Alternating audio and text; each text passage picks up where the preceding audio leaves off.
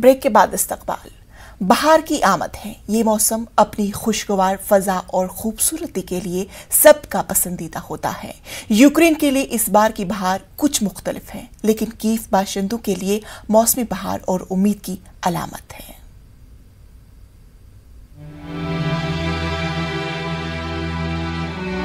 चेहरों पर कोई खौफ, न हाथों में कोई लर्जिश।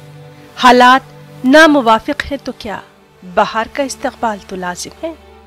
ये जंगज़दा यूक्रेन के अवाम का इज्तिमाई शऊर और किरदार है। Мы выкладываем герб Украины из 1,5 миллиона тюльпанов.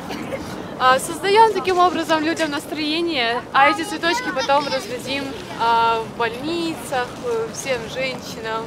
Мы продолжаем жить той жизнью, как в мирное время. Дети и внуки должны радоваться приходу весны, свободному дыханию.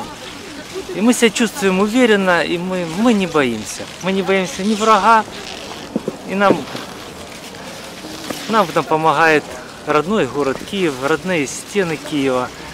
रूसी जारहियत के नतीजे में यूक्रेन के कई शहर तबाह बर्बाद हो गए हैं। सैकड़ों फौजी और शहरी हलाक हो गए हैं। उनमें 100 से ज्यादा बच्चे भी शामिल हैं। नामुवाफिक हालात और दुश्मन की यलगार के बीच कैफ के बाशिंदों के हौसले को सलाम है। Bureau report, news 18 Urdu.